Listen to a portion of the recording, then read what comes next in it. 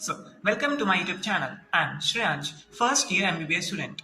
आज की इस वीडियो में हम बात करेंगे उस स्ट्रैटेजी के बारे में जिसके थ्रू आप बायो में 360 आउट ऑफ 360 स्कोर कर सकते हैं। हम बात करेंगे आप कैसे एनसीईआरटी को रीड करेंगे, जल्दी से जल्दी कैसे एनसीईआरटी को रिवाइज करेंगे, क्योंकि जब आपके पास लास्ट एक महीना बच रहा होगा तब आपके पास उतना टाइम नहीं होगा कि आप पूरी एनसीईआरटी को लाइन टू लाइन रीड करेंगे।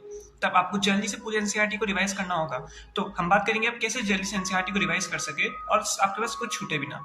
और हम बात करेंगे उन इंपॉर्टेंट डायग्राम्स के बारे में, क्योंकि आजकल डायग्राम से उठ के थ्योरेटिकल क्वेश्चंस आ जाते हैं और आपको लगता है कि क्वेश्चंस तो एनसीईआरटी के बाहर से और आप बाहर अदर स्टडी मटेरियल को रिफर करते हैं, जो कि आपका बहुत टाइम वेस्ट करता है, जबकि वो क्वेश्चंस होते हैं एनसीईआरटी से पर वो डायग्राम से उठ के आते हैं। और समरी, पता नहीं समरी को क्यों इतना इग्नोर किया जाता है, जबकि समरी बहुत इंपॉर्टेंट होती है। समरी में से मैं आपको कई पॉइंट्स दिखाऊंगा जो आपको थ्योरी में नहीं गिवन है पर आपकी सिर्फ समरी में गिवन है, और समरी से सीधे लाइन उठ के आजकल नीट के पेपर में आती है। तो प्लीज आपको समरी भी पढ़नी है और मैं आपको बताऊंगा कुछ पॉइंट्स, कुछ क्वेश्चन जो समरी में गिवन है और थ्योरी में नहीं गिवन है। अगर आपका बायो में 300 से स्कोर कम रह जाता है तो आप सीधे सीधे रेस से भाग हो जाते हैं। सो इसलिए हमको मिनिमम बायो में 330 का स्कोर तो रखना ही पड़ेगा, क्योंकि अगर फिजिक्स केमिस्ट्री का एग्रीगेट भी 290 हो रहा है तब भी जाके हमें 620 के अराउंड ही मार्क्स स्कोर कर पा रहे हैं। बट क्योंकि बायो ज्यादातर स्टूडेंट्स की, नीट एस्पायरेंट्स की फेवरेट सब्जेक्ट होता है और कंपैरेटिवली इजी भी होता है, इसलिए उसमें स्कोर बढ़ाना हमारे लिए काफी इजी रहता है। तो हमें स्कोर और एम 360 का ही करना है और 360 ही स्कोर करना है। सी, अगर हम पिछले साल के नीट के पेपर का एनालिसिस करेंगे तो हम देखेंगे कि ज्यादातर जो क्वेश्चंस आ रहे हैं 100% क्वेश्चंस आजकल सिर्फ एनसीईआरटी की लाइन से ही उठ के आ रहे हैं। सो मेरी सबसे important advice to all the NEET aspirants is please सबसे ज्यादा फोकस अपनी एनसीईआरटी पर ही करें और फिर अपने मॉक टेस्ट को सॉल्व करें। अगर हम 2022 के पेपर को देखेंगे तो उसमें हम देखेंगे कि काफी सारे असर्शन, रीजन और मैच द फॉलोइंग टाइप के क्वेश्चंस है जो कि बहुत टाइम कंज्यूमिंग होते हैं। इसलिए आपको इन क्वेश्चंस की काफी प्रैक्टिस करनी पड़ेगी ताकि हम क्वेश्चंस को जल्दी से सॉल्व कर सके। सी, फिजिक्स का पेपर 22 में काफी इजी था, बट क्योंकि ज्यादातर लोग बायो को सॉल्व करने में बहुत टाइम ले गए थे इसलिए उनका फिजिक्स का इजी पेपर भी छूट गया था। तो हमको बहुत सारी प्रैक्टिस करनी है क्वेश्चंस की ताकि बायो को हम जल्दी से कंप्लीट करके फिजिक्स केमिस्ट्री की ज्यादा से ज्यादा टाइम दे सके। अब मैं आपको बताने जा रहा हूँ आप कैसे एनसीईआरटी को जल्दी रिवाइज करेंगे, एनसीईआरटी के कुछ इंपॉर्टेंट डायग्राम्स, कैसे उनसे क्वेश्चंस फ्रेम होते हैं और समरी के इंपॉर्टेंट पॉइंट्स जो कि सीधे नीट में क्वेश्चंस बन के आते हैं। सबसे पहले हम रिप्रोडक्शन चैप्टर में देखेंगे स्पर्मेटोजेनेसिस और oogenesis। यहाँ पे इन्होंने फ्लो चार्ट के थ्रू एक्सप्लेन कर रखा है, तो नेक्स्ट टाइम जब भी इसको रीड करेंगे तो आपको इसको फ्लो चार्ट से रीड करना है ताकि आपको उसको पैराग्राफ पढ़ने में टाइम वेस्ट ना हो। देखिए मैंने आपको यहाँ पे साइड में लिख रखा है कि जब पहले स्पर्मेटोगोनिया होता है तो उसमें कितना डीएनए कंटेंट होता है, फिर जब प्राइमरी स्पर्मेटोसाइट्स बन जाता है तब उसमें कितना डीएनए का कंटेंट हो जाता है, ताकि मैं नेक्स्ट टाइम पढ़ूँ तो उसको इस फ्लो चार्ट के थ्रू ही पढ़ूं।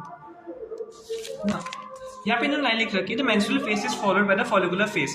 तो ये लाइन जब एग्जाम में आती है तो ग्रामेटिकल मिस्टेक हो सकती है कि menstrual phase is followed by follicular phase या follicular phase is followed by menstrual phase. तो आपको इस लाइन को एज इट इज लर्न करना है ताकि आपके एग्जाम में ग्रामर मिस्टेक ना हो।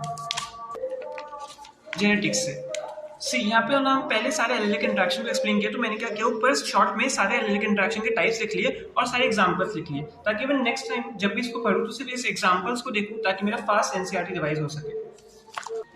नेक्स्ट हम जेनेटिक्स से देखेंगे।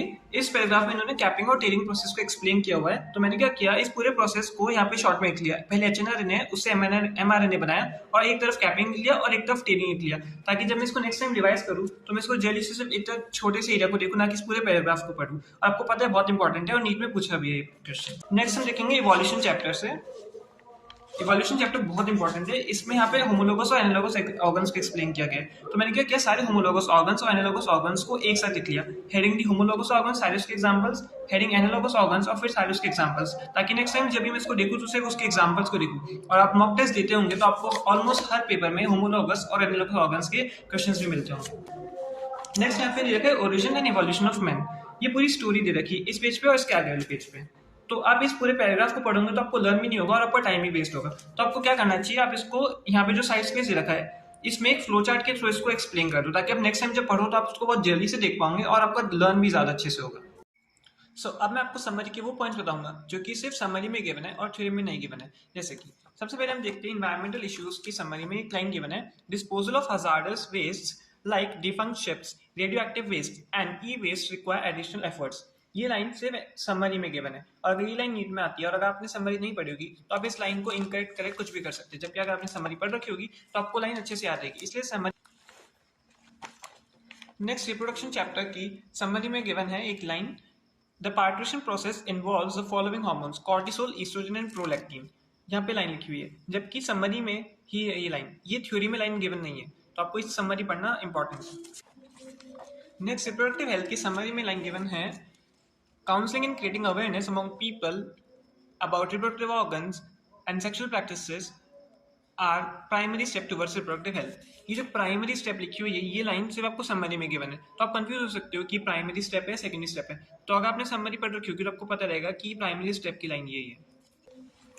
अब जो यूनिट से पहले को साइंटिस्ट के बारे में दिया रहता है, आपको वो भी पढ़ना चाहिए, आप उसको स्किप नहीं कर सकते। जैसे यहाँ पे ह्यूमन एंड डिजीज की पहले की जो यूनिट है, उसमें साइंटिस्ट स्वामीनाथन के बारे में डिस्कस किया हुआ है। जैसे कि इसमें इनके बारे में 3 इंपॉर्टेंट पॉइंट्स किए हुए हैं कि इनका development of high yielding varieties of rice, जैसे कि बासमती, इसमें इनका रोल था।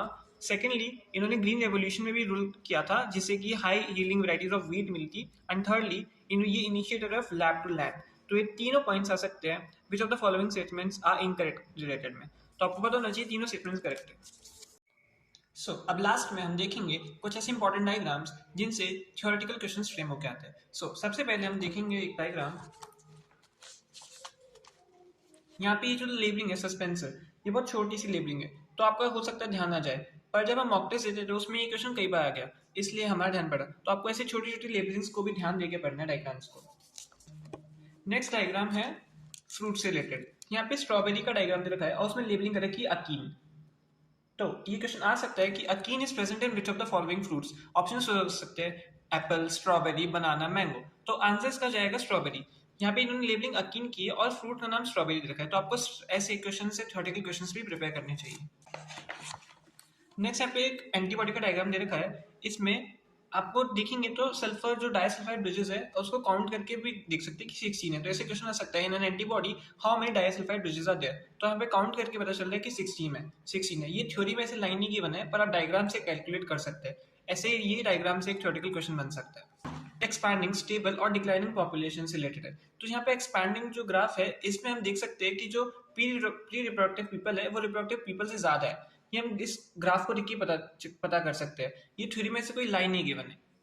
सो आज की वीडियो में हमने देखा आप कैसे एनसीईआरटी को जल्दी से रिवाइज कर सकते हैं। आप जो पैराग्राफ गिवन है उसको साइड में जो खाली स्पेस है उसको आप शॉर्ट्स में लिख सकते हैं। स्टिकी नोट्स का यूज करके भी उसको आप शॉर्ट में लिख सकते हैं। और आपको कैसे समरी को पढ़ना है, क्योंकि कुछ लाइंस जो है वो समरी में गिवन है। और ऐसे डायग्राम्स जिनसे थ्योरेटिकल क्वेश्चंस उठ के आ जाते हैं, आपको हर डायग्राम्स को केयरफुली ऑब्जर्व करना है। और आपको जो यूनिट से पहले है, यूनिट से पहले कुछ साइंटिस्ट के बारे में इन्फॉर्मेशन गिवन है, आपको वो भी पढ़नी है। आप प्लीज कमेंट सेक्शन में अपने कमेंट पोस्ट कीजिएगा कि आपको नेक्स्ट किस टॉपिक पे वीडियो चाहिए, और चैनल को सब्सक्राइब करिए, वीडियो को लाइक कीजिए। तब तक के लिए अच्छे से पढ़ते रहिए एंड टेक केयर।